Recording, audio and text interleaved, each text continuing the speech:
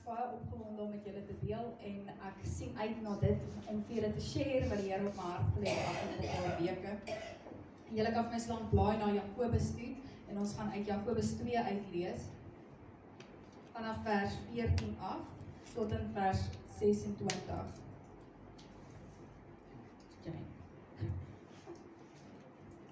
Okay, ek lees uit die Afrikaanse 53 uit. Is almal daar? Okay, dit is 'n lang gedeelte, so just bear with me. Nou dit staan hierso: wat baat dit my broeders as iemand sê dat hy die geloof het, maar hy het nie die werke nie.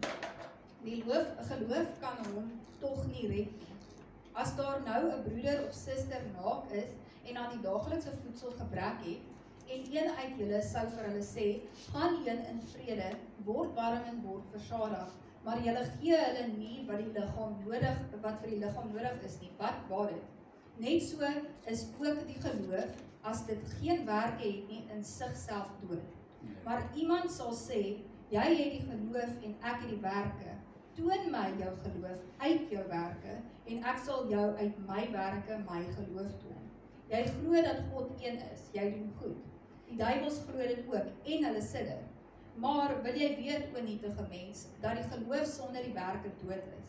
Is Abraham ons vader nie uit die werke geregverdig, toe hy Isak se seun op die altaar geoffer het nie? Sien jy dat die geloof saamgewerk het met sy werke, en dat die geloof volkome geword het uit die werke?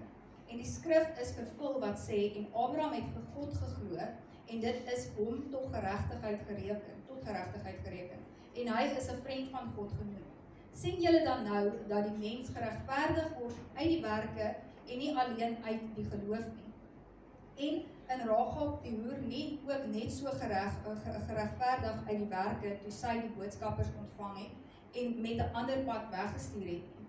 Dan kom ons by ons kernvers vanoggend, vers 26, wat die volgende sê: want soos die liggaam sonder gees dood is, so is ook die geloof sonder die werke dood.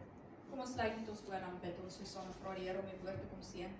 Vader, ons wil kom en dankie sê, Vader, vir u liefde en die genade. Vader, ek vra dat ons nou net sal rustig raak, Vader, en Vader, dat u in ons harte kom werk, Vader. Vader, dit wat ons hoor vanoggend, dat dit nie verniet sal wees nie, Vader, maar dat u Gees openbaring vir ons sal kom gee, Vader. En Vader, dat ons regtig waar, dat die saad op goeie grond sal val, Vader. En Vader, dat dit vrug sal voortbring, om vir die wêreld 'n verskil te maak, Vader, in Jesus Christus naam alleen. Amen. Julle kan my blaai na Matteus 21 toe. Ons gaan lees vanaf vers 18 tot 22. En ek lees dit ook uit die Afrikaanse 53 uit.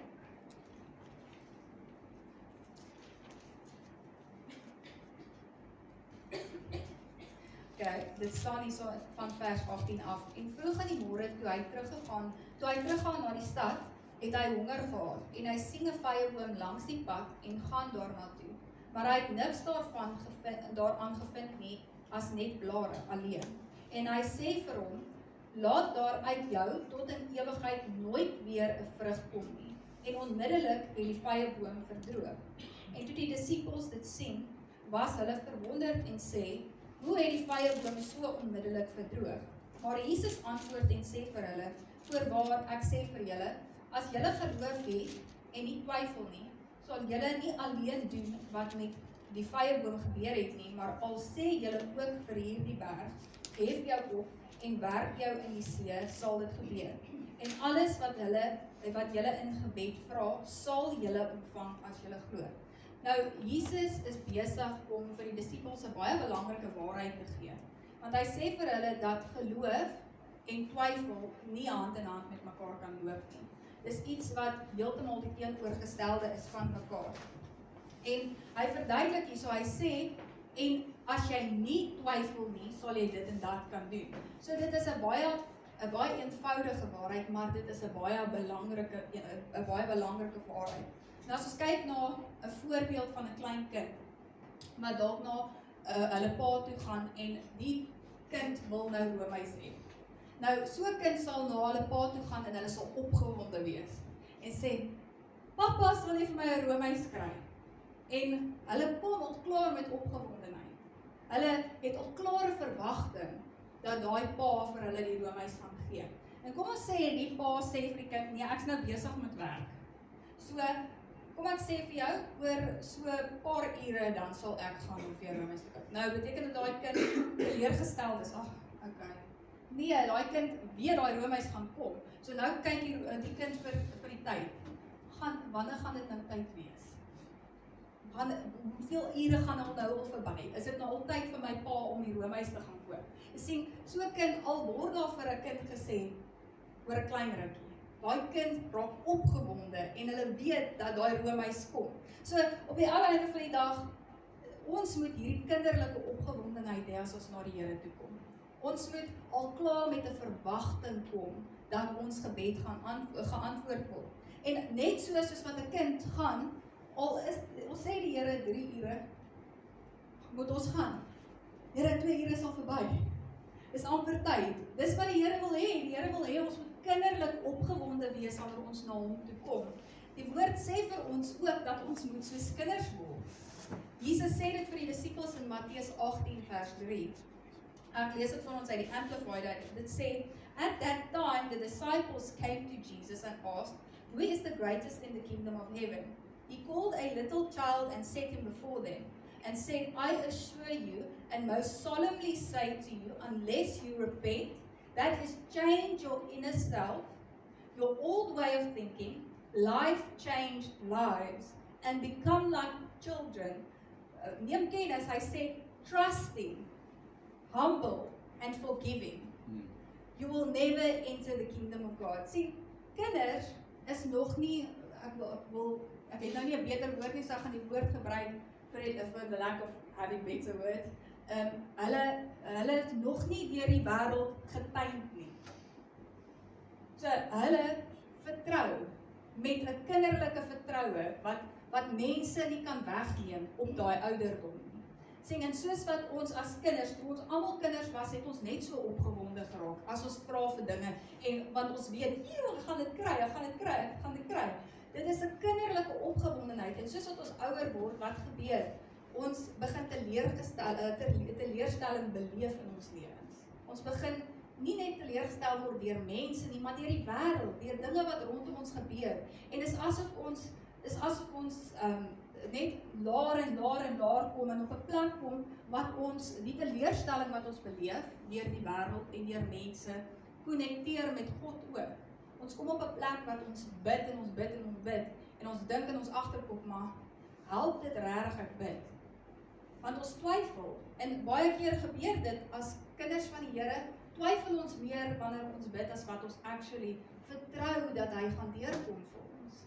So en dis wat die woord vir ons hierso sê, daai geloof en daai twyfel loop nie hand in hand nie. Dit kan nie werk nie, dit kan nooit werk nie, want hoe kan die Here vir ons iets gee as ons al klaar twyfel dat hy dit vir ons gaan gee? Nou, as ons kyk na die woord geloof en wat dit beteken, dan kan ons sien in Hebreërs 11 vers 1 tot 3, dan gee dit vir ons 'n presiese definisie van geloof uit die woord van God uit. Nou dit staan hierso en ek lees vir ons uit die Afrikaanse 83 uit. Dit sê, om te glo is om seker te wees van die dinge wat ons hoop, om oortuig te wees van die dinge wat ons nie sien nie. Dit is immers vanweë hulle geloof dat daar oor die mense van die ou tyd met soveel lof getuig is.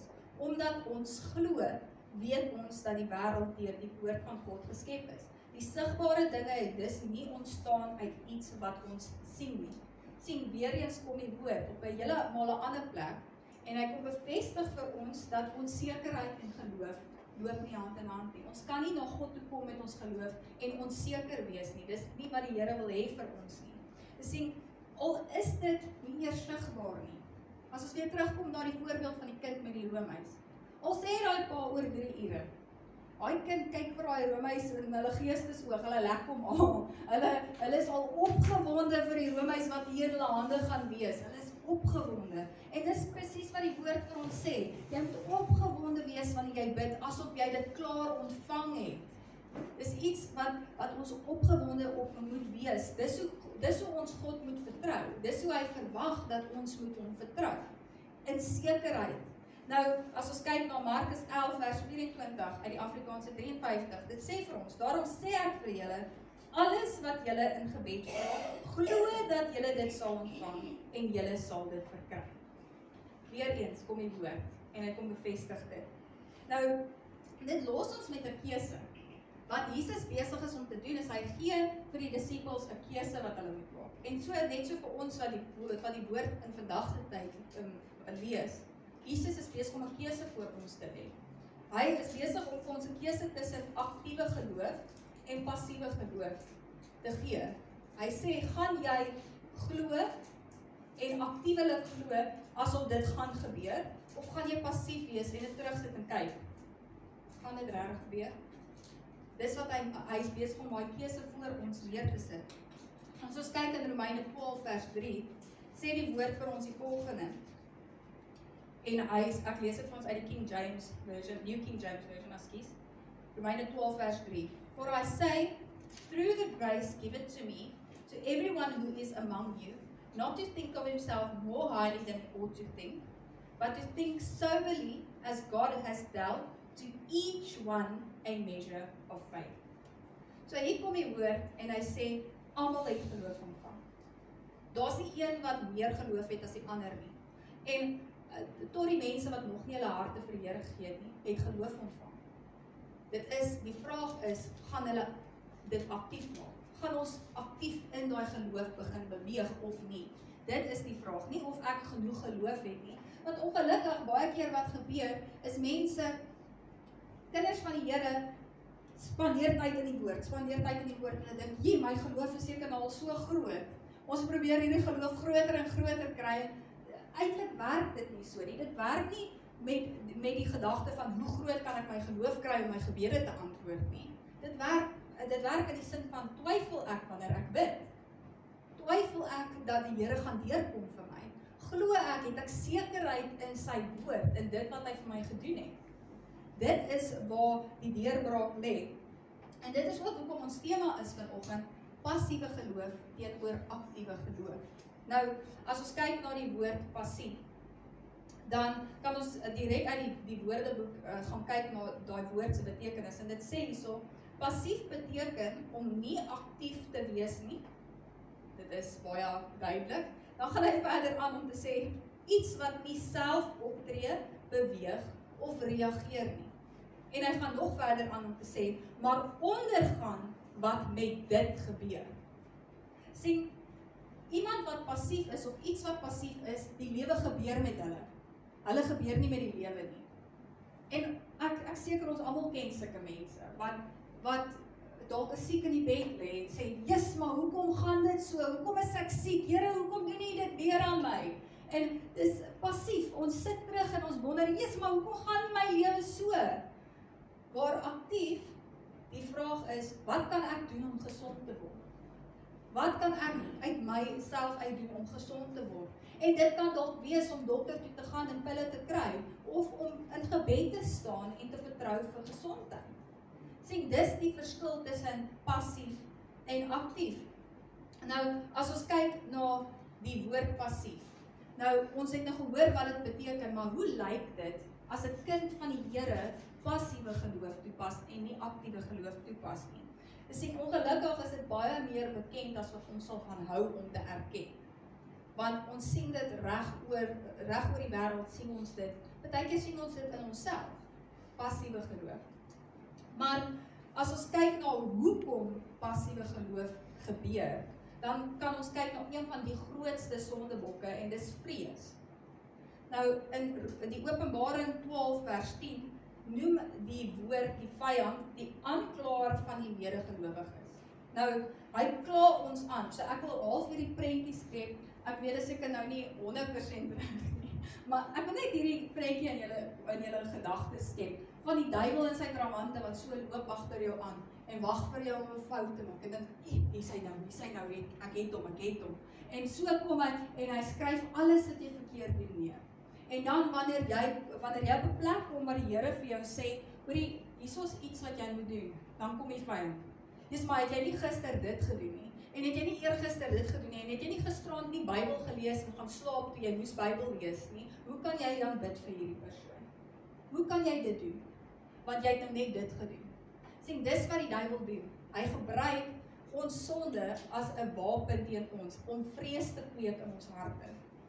Sien, en as ons kyk na die verskil tussen die vyand en die Heilige Gees, weer eens, die vyand is die aanklaer van die gelowiges, maar die Heilige Gees kom en hy oortuig ons van sonde. Nou, wat is die verskil tussen oortuig en aankla? Oortuig is wanneer ons onder die geklank van die woord sit en ons hoor 'n ding en ons dink, yes, dis nie lekker nie, maar ek moet regmaak, ek kan nie dit meer doen nie. En dit gee ons plek, 'n spesifieke ding, dit wys vir ons iets spesifieks wat ons verkeerd doen. En dit gee ons plek om dit te erken en om weg te draai daarvan af. Dis wat die Heilige Gees doen. Die Heilige Gees maak nie ons skuldig voel en ons swaar voel nie. Dis wat die vyand doen, hy kom kla ons aan. Hy gee nie vir ons 'n spesifieke ding wat ons kan regmaak nie. Hy kom gee ons 'n algemene ding. Jy's 'n slegte Christen want jy lees nie Bybel nie. Jy kan dit nie regmaak nie want jy's altyd moeg. En kyk hoe sleg is jy en so begin ek swaar voel en so begin ek voel, yes, maar ek kan nie doen wat ek nodig het om te doen nie, want hoe kan ek bid vir mense as ek nie eers my Bybel lees nie? Hoe kan ek intree in gebed? Hoe kan ek by die Here se voete kom sit as ek nie genoeg tyd eers in sy woord spandeer nie? Of as ek dit en dat verkeerd doen nie? Dis wat die vyand doen. Hy gebruik ons vrese as wapen teen ons. En wat hy doen, as ons kyk na hierdie, wat gebeur as jy passief raak van vrees? Dis asof jy weer eens jy raak passief, jy doen niks meer nie. Jy kom op 'n plek wat jy nie meer bid nie. Jy kom op 'n plek wat jy nie meer intree vir mense nie. Jy kom op 'n plek wat jy op die ou einde van dag nie eers meer kerk toe kom nie. Want jy voel net te sleg. Jy voel net jy's nie goed genoeg nie. Want dis wat die vyand doen, hy gebruik dit as wapen teen ons. Maar die vraag is, ons weet wat die probleem is. Die vraag is, hoe maak ons dit reg? Wat kan ek doen? Wat kan ons as kinders van die Here doen om nie toe te laat dat vrees in ons harte ons passief maak? Want die waarheid is, ons gaan altyd foute maak. Ons is mense. Mense maak foute. Ek is jammer om vir julle te sê, maar tot die pastoor maak foute. Ek sal weet. Maar op die ou einde van die dag, of ons nou mense is en ons maak foute, kan ons die vrees wat die duiwel probeer in ons harte gooi, die leuns wat hy kom om vir ons te vertel, ons kan dit teenstaan. Ons hoef nie daarvoor te luister nie. Ons hoef nie toe te laat dat ons passief maak nie. Want baie keer wat gebeur, ons hoor hierdie gedagtes in ons kop en ons dink, yes. Maar, en is alright om vir daai oomblik te hoor en bietjie oorweldig te voel, maar ons moet op 'n plek kom wat ons dit kan teenstaan. Ons moet op 'n plek kom wat ons die waarheid vir die leuen vertel. Amen. En die manier hoe ons dit doen is deur die woord. As ons kyk na 1 Johannes 4 vers 17 tot 19 en ek lees vir ons uit die 83 vertaling uit. Dit sê hierso: hierin het die liefde sy doel volkome met ons bereik. Ons het niks te vrees vir die oordeelsdag nie, want in hierdie wêreld lewe ons reeds deur die liefde net soos Jesus. Waar liefde is daar geen vrees nie, maar volmaakte liefde verdryf vrees. Want vrees verwag straf, en wie nog vrees, het nie volmaakte liefde nie. Ons het lief omdat God ons eerste lief gehad het. Sien, dis waar ons deurbraak lê. Dis waar dit lê vir ons om die vrees te kan weerstaan, is die liefde van Jesus. Dit wat hy vir ons aan die kruis gedoen het, dit wat daai deurbraak wat hy vir ons gegee het, die feit dat hy vir ons verlossing bewerkstellig het, dit verdryf vrees. En dit is daarin waar onsekerheid lê. So, wat doen ons dan om die vrees te verdryf? Ons spandeer tyd in die woord. Ons hoor wat sê God oor my situasie. Wat sê God oor hoe ek is? Wat sê God oor dit? Want wanneer ek kyk na wat hy sê, dan gaan ek besef dat daar is nie skaamte daarin. Dit wat die Here vir ons sê, die oortuiging, nie die aanklaarry nie, dit is op die ou einde van die dag waarin onsekerheid lê. Want dan kan ek spesifiek kyk na my situasie en die Heilige Gees kan kom en stadig maar seker vir my wys wat ek moet regmaak. Dit gaan nie oor ek is so slegte Christen nie. Dit gaan oor wat kan ek doen om beter te wees? Wat kan die woord vir my sê? Wat kan ek verander in my lewe? Dit is, en dit glad nie enige te doen met enige skaamte nie. Daar's eintlik meer krag daarin, meer trots daarin as enigiets anders. Nou as ons kyk na ons kernvers weer, en ek wil dit graag vir ons weer lees, en ek lees dit vir ons uit die Amplified uit vanoggend, en ek lees van vers 24 af, dit sê, you see that a man, believer, is justified by works and not by faith alone. That is by acts of obedience, a born-again believer reveals his faith. In the same way was Rahab the prostitute not justified by works too, when she received the Hebrew spies as guests and protected them and sent them away to escape by a different route. For just as the human body without spirit is dead, so faith without works of obedience is also dead. Sien, die woord kom bevestig vir ons in die kernvers vanoggend van hoekom dit belangrik is vir ons om aktiewe geloof uit te leef. Want dit kom wys vir die wêreld dat die geloof wat ek het, die God wat ek dien, is lewend. Dis nie 'n dooie geloof nie. Dis nie 'n dooie God wat ons lewe nie. Ons God is kragtig en hy maak 'n verskil. Hy gaan nie net stil staan en kyk dat dinge met jou gebeur nie. Die Here wil hê ons moet intree, dit moet kragtig wees en ons moet dit vir die wêreld wys. As ons passief raak en ons doen niks vir die koninkryk nie, ons laat toe dat die duiwel se vrees kom en dit maak ons passief, hoe gaan ons vir die wêreld wys? Wat gaan hulle sien? Hulle gaan na Christene kyk en hulle gaan sê, hoekom doen hulle dit? Hulle gaan net aan. Daar's niks kragtig daarin nie. Dis eintlik 'n dooie geloof wat hulle glo. En sien, wanneer ons aktief raak, wanneer ons, soos wat die kernvers sê, gehoorsaam raak, dan begin daar iets gebeur. Dan begin ons stadig maar seker aktief raak.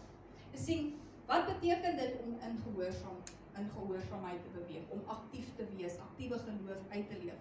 En ons het dit nou al genoem vanoggend, maar dit is liefde en verhouding. Liefde is baie belangrik, verhouding is baie belangrik. Jy kan nie hulle twee skei van mekaar. Dis twee dinge wat hand in hand met mekaar loop. Matteus 22 vers 37 tot 40, en ek lees ons uit die Afrikaanse 53, sê die volgende, en Jesus antwoord hom, jy moet die Here jou God lief hê met jou hele hart en met jou hele siel en met jou hele verstand. Die eerste en groot gebod en die tweede wat daarmee gelyk staan, jy moet jou naaste lief hê soos jouself. Weereens wat ons in 1 Johannes 4 gelees het, kom die woord en kom bevestig vir ons. Dit is God se liefde wat die stem van vrees in ons stil maak. As ons staan op sy liefde. Nou, baie keer wat gebeur is, ons as kinders van die Here gaan kerk toe en ons hoor getuienisse van mense wat getuig oor die liefde van God. En praat oor die liefde van God en preek oor die liefde van God. En dit maak 'n mens hart warm. Dit maak 'n mens gemotiveerd voel om uit te gaan en dinge te doen. Maar dit kan nie net daar stop nie. Ons kan nie op 'n plek kom wat ons na mense luister wat God se liefde beleef nie. Want God se liefde om tot in die werklikheid daarvan te kom, is om dit self te beleef. Om self daai tyd met die woord, in die woord te spandeer, met God te spandeer, in verhouding met hom te kom. Dis wanneer ek die openbaring daarvan kry, die enigste plek wanneer ek dit kan kry is by hom. Die enigste tyd wanneer ek dit kan kry is by hom. En dis wanneer ek dan die openbaring kry, wanneer ek dit self beleef in my eie lewe, wat dit 'n verskil maak, wat dit my aktiveer. En net so, dan vra die mense, wat gaan aan met hierdie persoon? Wat het gebeur? Wat het met hulle lewens gebeur? Ek wil eintlik 'n getuienis gee. En dis nie my getuienis nie, is pastoor Robbie, hy was al hierso gewees. Maar dis soos pastoor Robbie, hy was 'n drug addict gewees. Hy het vir jare en jare met drugs betrokke gewees en eendag nooi 'n vrou om kerk toe. En dink jy hy het kerk toe gegaan omdat dit kerk was? Hy het gegaan omdat hierdie vrou wat hom genooi het, sy was mooi. En hy dink, ek kan gaan, en wanneer ek gaan, hierdie vrou wat baie mooi is, miskien gaan iets gebeur. En hy gaan in daai kerk in, en hulle begin worship. En hy kyk rondom hom. Wat gaan met hierdie mense aan? Is hulle op iets? Jy kyk, want dis nie normaal nie. Hulle lyk almal of hulle in 'n trance is, hulle hande is in die lug, hulle oë is toe en hier wieg somme en daai spring op en af en hy dink vir homself, weet jy wat, as hulle op 'n haai kan wees, wil ek ook op 'n haai wees en hy gaan badkamer toe.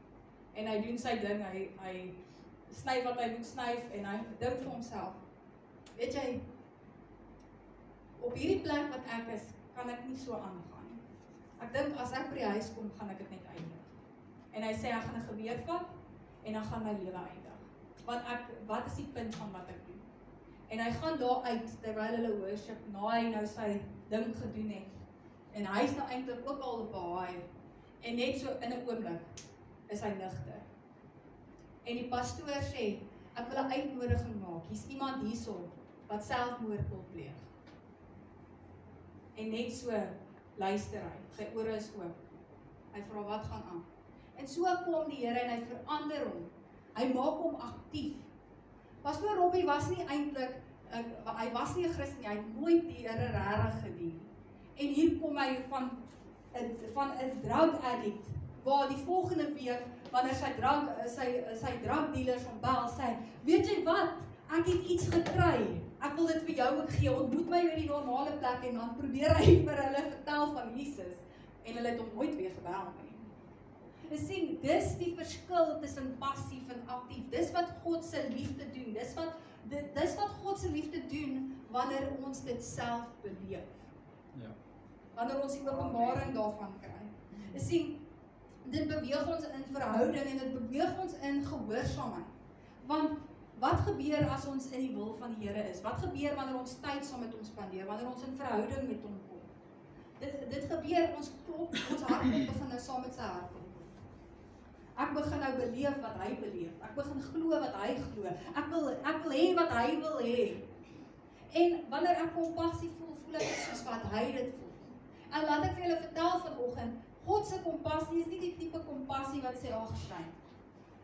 Ek hoop dit gaan beter. Ek sal vir jou bid. En dan gaan ons huis toe en ons vergeet. Dis nie hoe God se kompassie lyk nie. God se kompassie beweeg jou. Dit beweeg jou om iets te doen. Dis God se liefde. En dit kan enige manier lyk. Dit gaan oor hoe die Heilige Gees jou lei. Dit kan dalk lyk om vir iemand 'n dak oor hulle kop te sit. Of om vir hulle kos te gee. Of om vir hulle klere te gee. Dit kan op enige manier homself verskyn. En dit kan ook lyk asof die Heilige Gees jou druk om in te tree vir hierdie persoon. En dan wanneer jy kom en jy tree in vir hierdie persoon, en jy doen dit met sekerheid, en jy doen dit met geloof, dan verander daai persoon se lewe. En dit is wat aktiewe geloof is, om beweeg te word, op 'n manier wat nie almal beweeg word. En dis wat 'n verskil maak. Jy sien, baie keer wat gebeur is, wat met baie mense gebeur, hulle begin wonderwerke najaag. En hulle wil hê, wanneer ek mense bid, dan moet hulle genees, en al hierdie dinge. En dis great, dis wonderlik. Maar ons heel eerste prioriteit moet wees, om die verhouding te hê. Want dit bring die aktiewe geloof. Dit bring die liefde. Dit bring die openbaring. En dan kom die ander dinge. En dan wanneer ek bid vir mense, word hulle gesond. En dan wanneer ek besig is om te sing, dan begin ek sien hoe die Heilige Gees beweeg en mense aanraak, want ek lê hande op hulle. Dis wat dit is om aktiewe geloof in te leef. Ons streef nie na die wonderwerke nie, maar ons streef na die verhouding. En die verhouding bring voort die wonderwerke. Dis wat gebeur het met die disippels in die Bybel, toe hulle net die kerk begin het. Hulle het in tale gepraat, die mense het gesê, hoe praat hulle ons taal? Hulle het 'n woord aan mense voorgehou, en hulle het in hulle taal gepraat. Hulle het vir hulle woord gegee, en vir hulle in hulle taal gesê, dat Jesus hulle lief het. En hierdie mense het gesê, maar hoe gebeur dit? En dis wat gebeur, wanneer ons aktiewe geloof het. Mense word wakker, en hulle dink, hoe doen jy dit? Hoekom is jy so? Ek wil ook so wees. Ek wil ook beleef wat jy wil beleef. Wat jy beleef. En dit is hoekom dit belangrik is vir ons om aktiewe geloof te hê. dit is een van die belangrikste dinge, is om God te verheerlik. Want ons het nie net geloof, aktiewe geloof om wonderwerke na te streef nie, maar om verhouding met hom te hê en om mense te wys na Jesus toe. Want op die ou einde van die dag kom ons op 'n plek wat ons so beweeg, so aktief is, dat mense vra. En ons kan hulle point na Jesus toe. Ons kan vir hulle wys, dis hoekom. Ek seker ons almal ken daai meme van Will Smith wat op die ou einde van die dag, dit is ons werk om te wys na die kruis, om te wys na Jesus, na dit wat hy vir ons gedoen het. Al het ons wonderwerke, al het ons al hierdie ding, op die ou einde van die dag kom dit neer op verhouding. En dit kom neer op liefde. En dit kom neer op dit. Waartoe wys ek mense? Amen. Because not you can come play for me, please. Nou, weer eens, die rede hoekom ons hierdie doen is verhouding. Die rede hoekom ons dit doen is om God te verheerlik. En ek wil graag kom afsluit met Johannes 15, vers 5 tot 10. En ek wil net noem, voordat ek hierdie lees, hierdie gedeelte is eintlik, dit vat alles in 'n neutedop. Alles wat ons nou al gehoor het vanoggend. En as ons kyk hierso, dit sê in vers 5, ek lees uit die Amplified, dit sê, I am the vine, you are the branches, the one who remains in me, and I in him bear much fruit. For otherwise, apart from me, that is, cut off from the vital union with me, you can do nothing. If anyone does not remain in me, he is thrown out like a broken off branch, and withers and dies, and they gather such branches and throw them in the fire, they are burned. Sien vers 5 en 6 kom bevestig vir ons dat ons in verhouding met hom moet wees. Ons moet in hom bly. Ons kan niks doen sonder hom nie. Ons kan nie liefde beleef as ons dit nie in hom beleef nie. Dis op die ou einde van die dag die waarheid wat ons nodig het, is om in hom te wees, in verhouding met hom te wees. Vers 7 says, if you remain in me and my words remain in you, that is, if we are vitally united and my message lives in your heart, ask whatever you wish and it will be done for you. Sien, vers 7 kom bevestig net weer. Wanneer ons bid, moet ons in hom bid. Ons moet in sy wil bid. Ons moet in sy waarheid bid. Jy sien, as ons die Here ken, dan gaan ons in sy wil bid. As ons nie die Here ken nie, dan gaan ons bid vir allerlei nonsens. Ons gaan bid vir die Porsche wat ons wil hê en dan kan ons eintlik nog eers 'n Porsche ry.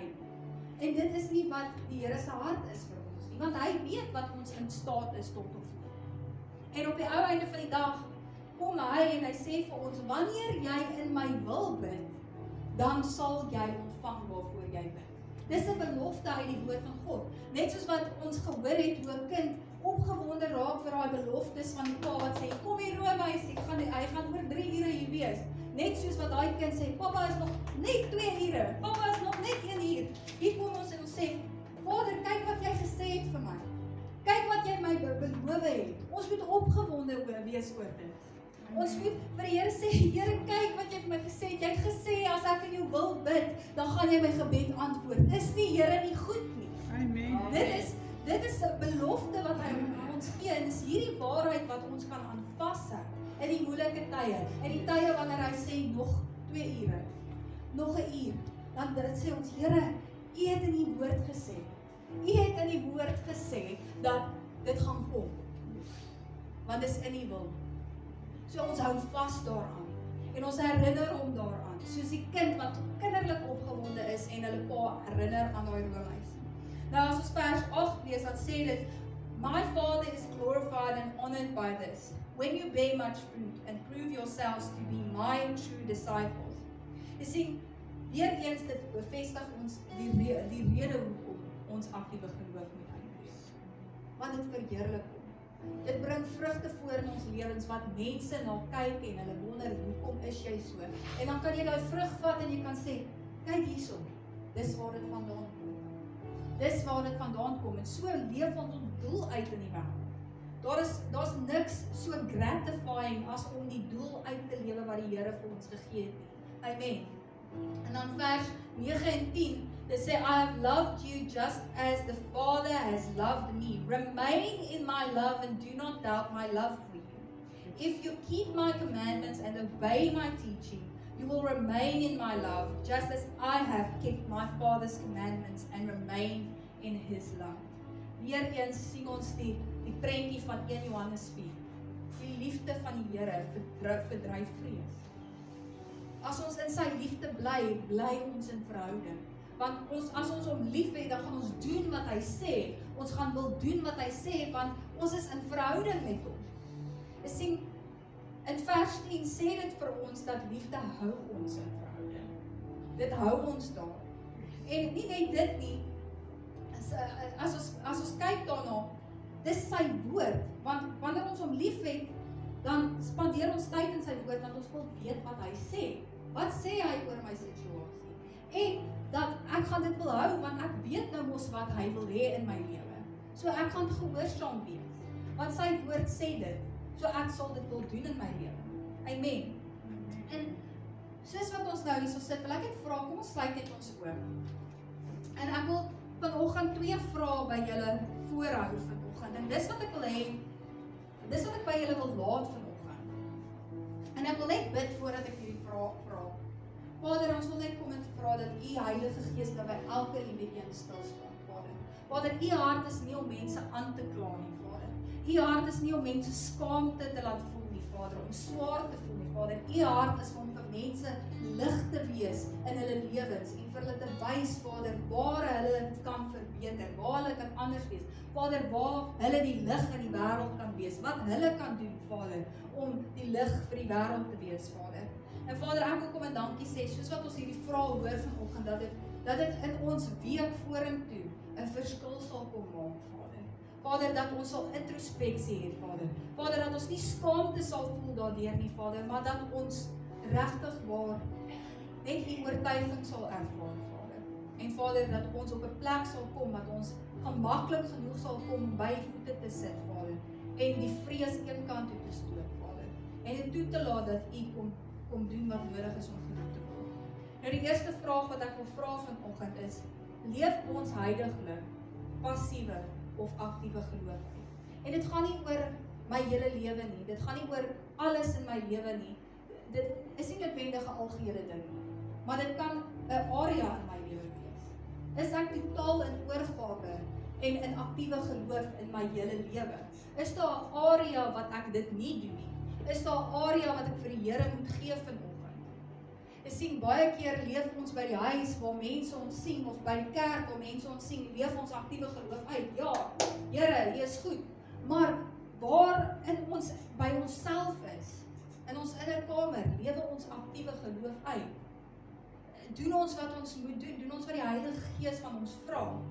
En ek wil vanoggend hierdie vraag by jou laat. Die tweede vraag is, is daar iets, het ek nodig om iets te verander? Is daar iets wat ek moet doen?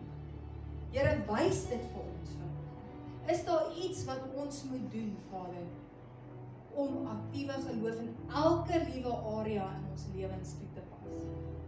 Vader, ons wil net kom en dankie sê, Vader. Soos dat ons oë weer gesluit is, Vader. Vader, ek weet U staan stil by die regte mense, Vader. Ek weet, Vader, as mense vanoggend wat nodig het om hierdie woord te hoor. En Vader, ek dank U dat U die oortuigingswerk doen, Vader. En Vader, dat dit nie skaamte bring nie, Vader, maar dat dit U sal verheerlik, Vader. En Vader, dat dit glorie vir U koninkryk sal bring. In Jesus Christus naam.